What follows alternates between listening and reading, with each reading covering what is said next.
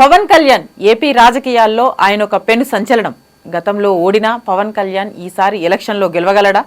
పవన్ కళ్యాణ్ గెలవాలంటే ఎటువంటి సవాళ్లను ఎదుర్కోవాలి అని ఎన్నో విషయాలు ఈ వీడియోలో చర్చిద్దాం. జనసేన అధ్యక్షుడు పవన్ కళ్యాణ్ ఎక్కడ పోటీ చేస్తారనే విషయంపై ఉత్కంఠ వీడింది. కాకినాడ జిల్లా పిఠాపురం నుండి పవన్ కళ్యాణ్ పోటీ చేయనున్నారు. జనసేన ఆవిర్భావ దినోత్సవ వేడుకల్లో పాల్గొన్న పవన్ కళ్యాణ్ వచ్చే ఎన్నికల్లో పిఠాపురం నుంచి బరిలోకి దిగుతున్నట్లుగా ప్రకటించారు. అలాగే ఎంపీగా పోటీ చేసే విషయంలోనూ క్లారిటీ ఇచ్చారు. తను ఎంపీగా పోటీ చేసే ఆలోచన లేదు అని, అయితే తనకు ఎమ్మెల్యేగా పోటీ చేయాలని ఉంది అన్నారు పవన్ కళ్యాణ్. గతంలో పోటీ చేసిన నియోజకవర్గం గాజువాక, భీమవరంలో ఓడిపోయారు. అయితే 2024 ఎలక్షన్లలో కూడా గాజువాక లేదా భీమవరం నుండి పోటీ చేస్తారనే ప్రచారం అయితే జరిగింది. అలాగే కాకినాడ నుంచి ఎంపీగా పోటీ చేస్తారనే వార్తలు కూడా వచ్చాయి. ఎట్టకేలకు కాకినాడ జిల్లాలోని పిఠాపురం వైపు మొగ్గు చూపారు జనసేనాని. ఈ నిర్ణయం వెనుక బలమైన కారణం ఉందని తెలుస్తుంది. పిఠాపురం అసెంబ్లీ నియోజకవర్గంలో పవన్ కళ్యాణ్ సామాజిక వర్గమైన కాపు సామాజిక వర్గ ఓటర్లు సుమారుగా 91,000 వరకు ఉన్నారు. మరి మెజారిటీ ఓట్లు కాపు సామాజిక వర్గానివే కాబట్టి ఇక్కడ నుంచి పోటీ చేస్తే సులభంగా గెలవచ్చు అన్న ధీమాతో పిఠాపురం ఎంచుకున్నట్లు తెలుస్తుంది. మరోవైపు గత ఎన్నికల్లో వైసీపీ అభ్యర్థి పెండెం దొరబాబు గెలుపొందారు. టీడీపీ అభ్యర్థి వర్మ 2వ స్థానంలో ఉన్నారు. జనసేన 3వ స్థానానికే పరిమితమైంది. ఆంధ్రప్రదేశ్లో 175 నియోజకవర్గాలున్నాయి. అందులో పిఠాపురం నియోజకవర్గానికి ప్రత్యేక స్థానం ఉంది. అక్కడ ప్రజలు పిఠాపురం ఎమ్మెల్యేగా అన్ని పార్టీల వారికి అవకాశం ఇచ్చినట్లుగా తెలుస్తుంది. ఒకే పార్టీ వరుసగా 2 సార్లు గెలవలేదు. ఒకసారి ఒక పార్టీ వస్తే నెక్స్ట్ టైం వేరే పార్టీకి స్థానం కల్పించాల్సిందే అనే యూనిక్ నేచర్ పిఠాపురం ప్రజల్లో ఉంది. కాబట్టి పవన్ కళ్యాణ్ పిఠాపురాన్ని చూస్ చేసుకోవడానికి ఇది కూడా కారణం కావచ్చు. అయితే పిఠాపురంలో పోటీపై జనసేనాని ముందుగానే ఇన్స్ట్రక్షన్స్ ఇచ్చారు. వారాహి విజయయాత్రను కూడా ఇక్కడి నుంచే ప్రారంభించారు పవన్ కళ్యాణ్.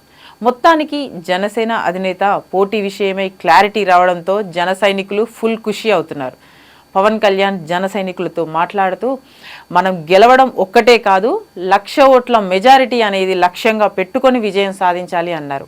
మరి పవన్ కళ్యాణ్ టార్గెట్ అయితే 1,00,000 ఓట్ల మెజారిటీ. మరి అధికార పార్టీ వైఎస్ఆర్సీపీ లక్ష్యం పవన్ కళ్యాణ్ని రాజకీయ భవిష్యత్తు లేకుండా చేయడమే అని, తనని అసెంబ్లీలో అడుగు పెట్టనివద్దని, సిట్టింగ్ ఎమ్మెల్యే పెండెం దొరబాబుని వద్దని కాకినాడ ఎంపీ వంగా గీతని ప్రత్యర్థిగా నిలబెట్టారు. వైఎస్ఆర్సీపీ ఆంధ్రప్రదేశ్ బలమైన కాపు వర్గీయులందరినీ పిఠాపురంలో ఉంచారు. అందుకే ఇప్పుడు ఏపీ ఎలక్షన్స్లో అందరి దృష్టి పిఠాపురం పైనే. మరి ఈసారైనా పవన్ కళ్యాణ్ గెలుస్తాడా? వంగా గీత పవన్ కళ్యాణ్ని ఢీకొట్టేంత సమర్థురాలా? పిఠాపురంలో బీసీలు కూడా కాపు వర్గం ఓటర్లతో సమానంగా ఉన్నారు. కానీ రాజకీయ బలం ఎక్కువగా కాపు సామాజిక వర్గానిదే. అయితే బీసీ వర్గం వారు వైఎస్ఆర్సీపీకి మద్దతుగా ఉన్నారు. కానీ బీసీ వర్గానికి టికెట్ ఇవ్వలేదు. మరి వైఎస్ఆర్సీపీ టికెట్ ఇచ్చిన వంగా గీత కూడా కాపు వర్గానికి చెందినవారు. అయినా కూడా బీసీ వర్గం వారు వంగా గీతకి మద్దతు ఎలా ఇస్తారు? కొందరు ఏమంటున్నారంటే టీడీపీ జనసేన హార్డ్ కాపు అని, వైఎస్ఆర్సీపీ సాఫ్ట్ కాపు అని. సో అందుకే బీసీ వర్గం వైఎస్ఆర్సీపీకి మద్దతు ఇస్తున్నారు అన్నారు. ఇక్కడ రెడ్డి వర్గం కూడా ఫైనాన్షియల్గా ఫుల్ స్ట్రాంగ్. వీళ్ళు కూడా వైఎస్ఆర్సీపీకి సపోర్ట్గా ఉన్నారు. అయితే ఇందులో పిఠాపురానికి చెందిన టీడీపీ మండల్ ప్రెసిడెంట్ సత్యానందరెడ్డి టీడీపీకి చెందినవారు. కాబట్టి ఈ వర్గం వారిలో కొందరు జనసేన కూడా సపోర్ట్ ఇస్తారనే ధీమాతో అయితే వీళ్ళు ఉన్నారు. మరి పిఠాపురంలో గెలవడానికి పవన్ కళ్యాణ్ ఎలాంటి ఛాలెంజెస్ ఫేస్ చేయాలి? మొదటి ఛాలెంజ్ వర్మ.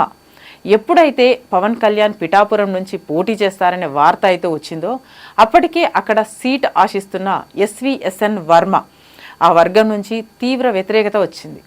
ప్రస్తుతం పవన్ కళ్యాణ్కి సపోర్ట్ చేస్తాను అన్న వర్మ ఎంతవరకు న్యాయం చేయగలడు అన్నది మొదటి సవాల్. ఇకపోతే రెండవది, 1994లోనే రాజకీయ ప్రవేశం చేసి పవన్ కళ్యాణ్ కంటే ఎక్కువ రాజకీయ అనుభవం కలిగి ఉన్న నియోజకవర్గంపై పట్టు సాధించిన వంగా గీతను ఎదుర్కోవడం రెండో సవాల్. ఇకపోతే మూడవది రూరల్ ఓట్స్. ముఖ్యంగా రాజకీయ పథకాల ద్వారా గ్రామీణ ప్రాంత ప్రజలు ఎక్కువగా లబ్ధి పొందుతుంటారు. ప్రస్తుతం అధికారంలో ఉన్న వైఎస్ఆర్సీపీ అందిస్తున్న పథకాలను ఆశించే గ్రామీణ ప్రాంత ప్రజలను, వారి ఓట్లను పవన్ కళ్యాణ్ ఏ విధంగా ఆకర్షిస్తాడన్నదే మూడో సవాల్. మొత్తంగా చూసుకుంటే గత ఎన్నికల్లో పోటీ చేసిన పవన్ కళ్యాణ్కి ప్రస్తుతం పిఠాపురం నుంచి పోటీ చేస్తున్న పవన్ కళ్యాణ్కి చాలా వ్యత్యాసం ఉంది. తన సినిమాలో డైలాగ్ లాగానే పగిలే కొద్దీ గాజు పదునెక్కుతుంది అన్నట్లుగా గత ఎన్నికల్లో ఓడిపోయిన పవన్ కళ్యాణ్ ఇంకా రాటు తేలి పిఠాపురం నియోజకవర్గంలో నిలిచారు. మరి చూడాలి ఈ సవాలన్నింటినీ అధిగమించి పవన్ కళ్యాణ్ పిఠాపురం నుంచి గెలిచి అసెంబ్లీలో అడుగు పెడతాడా లేదా అన్నది. మరి పవన్ కళ్యాణ్ గెలుస్తాడా లేదా, గెలిస్తే ఎన్ని ఓట్ల మెజారిటీతో గెలుస్తాడు అన్నది మీరు కామెంట్ రూపంలో తెలియజేయండి.